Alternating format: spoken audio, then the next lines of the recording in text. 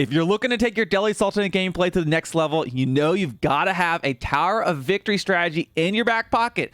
Yes, it's been a meme for a while, but guess what? 3DB's been using this in qualifiers for that Red Bull Wolo event, and he's qualified for the main $300,000 tournament using Tower of Victory. So if it's good enough for him, it just might work out for you. We're going to be breaking down his build order here in this tournament game that I watched him play against Blade in the first weekly of September on that road to Red Bull Wolo. And if you are looking for some other strategy guides, I also have my Abbasid Dynasty guide I just did. I just ranked up to Conqueror 2 with it, and I'm sure you can as well. I'll leave a card up there, and I'll also have it down in the description. If you've enjoyed our guides and everything we have on our channel, make sure you subscribe. Most viewers actually aren't subscribed to the channel, so do that. It helps me out and helps me bring more content to you. Let's get into this build order. Okay, B, playing Delhi, the very first thing you're going to have to watch is he's going to take 4 of these villagers. They're going to go to wood. 1 villager is going to go to a mill, and 1 villager is going to build a mosque. Okay, now you're going to want to have your hotkeys down for this and practice it. I had to go into a skirmish mode and practice the beginning, the first like 10 seconds over and over and over. You can just keep hitting, pausing, and hitting restart to do this. But watch it if you blink. Okay, there we go. We got the lumber camp. We've got the mill. We've got the mosque. Okay. He also moves his scout out and trains the scout. So think about how many actions he just did in those first like few seconds of the game. A lot you got to do. Okay, so again, 4 to lumber camp, 1 to mosque, 1 to mill, and he's actually going to pull 3 of these to go chop this wood. Okay, watch this. There we go. So 3 of them are going to move on off to chop the wood now, and he's just going to finish it off with 1 villager. And then this villager who's building the mosque, when it is finished, is going to come over here to the berries. Okay, now you notice he has spent all of his wood, and what is he missing? He doesn't have a house, right? So his first goal is get this wood as soon as possible, and he is going to slap down a house with these villagers the second he has 50 wood. Okay, so there you go. He's finished these 2 buildings. You've got your wheelbarrow and survival techniques in queue, and then we've got efficient production and piety in queue here at the mosque. That's the hardest part of this build, is just that beginning part. New villagers all going to berries. Right? So again, it's mill, mosque, lumber, new villagers to berries. Now, you see he's building a house with 2 of his villagers. Just 2 of his villagers, because 1 more drop off and he'll have the 50 wood he needs for his gold. Okay, so he's trying to get that house so he gets his villager out. And he actually gets it, look at that, like perfectly in time. Now he drops off, and look at this, okay? He has got he got like 3 extra, exactly the amount of wood he needs to go to gold. So what you do is you do that 1 to mill, 1 to mosque, 4 to lumber camp. That mosque builder goes to the berries. Once you've got your house, right? You did a scout opening, of course.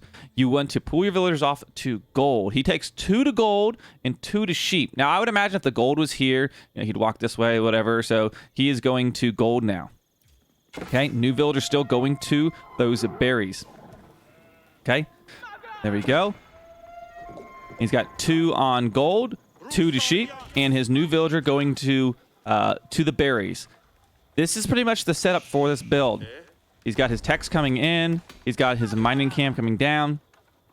He's out there, and he's doing this on top of having 2 scouts and getting all these deer and wolves, right? Think of the amount of micro he's doing right now. A lot to do. Okay, now that he's got this gold going on, he's going to keep rallying his new villagers to food for quite a little bit here. I'm going to give it a little speed. You'll see new villagers just keep going to food.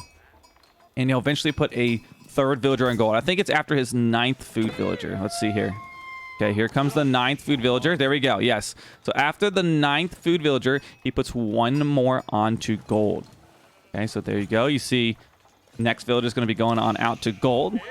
Okay, so we've got 9 villagers on food, 3 villagers on gold, and then he rallies the next one. He's actually going to rally to the sheep. I think he changes it back here. And here it comes. And that next one, oh, he does go to the berries. So 10 on berries, 3 on gold. And he's working towards that Tower of Victory. And wait till you see where he places this building. He's going to place it with perfect amount of spacing. There we go. 11 on food. And he should be having what he needs. Okay, he pulls off 4 villagers. Okay, 4 villagers to build from the berries to build a Tower of Victory. And you want to leave some spacing around your building. Now, this is an okay spacing. You didn't have to do a ton of walking space, but essentially you want to leave room to fit like at least like 2 or 3 military buildings around it, because within this radius, you don't have to worry about like running by and touching the Dome of Faith or the Tower of Victory to get the attack speed bonus. You want to just, if your buildings underneath it, they spawn and they instantly have it. And by the way, Tower of Victory, if for some reason you didn't know, gives your units, your infantry, a plus 20% attack speed. So this is like a military advantage. Sometimes for H2, but oftentimes for H3 as well with those man-at-arms in H3. And there we go. This is the biggest part of getting your build order started. He's going to leave these 3 villagers on gold in order to buy his full price scholars, which are going to be 150 gold. He pulls all those sheep villagers over here to wood and just leaves 4 on food. You just need 4 villagers on food. So you got 4 on food to keep up villager production, 3 on gold to keep up your scholar production, and then all your new villagers can go to wood. And kind of think about that as you're doing your macro, right? You need to have your food income for your villagers, your 3 for the scholars, and then from there, balance things out for what you want. Is it a stable? Is it an archer range? Or do you want to go for a second town center? What might it be? We have seen some 2 town center Tower Victory builds. He does not do that in this one. Okay, and I'm going to give this just a little bit of speed so you can see what he does here next. Building that house, and from here, I'm sure it's really match dependent on what is your enemy doing, what do you want to do moving into this, but this has really set you up for the next part of the game. Okay, let's give this a little more speed. And there we go. He's going to drop.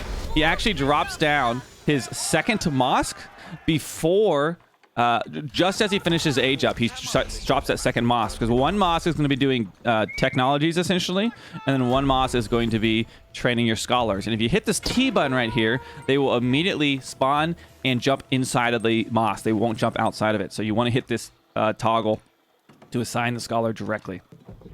Okay, and now he's going to do, I think he does double blacksmith here.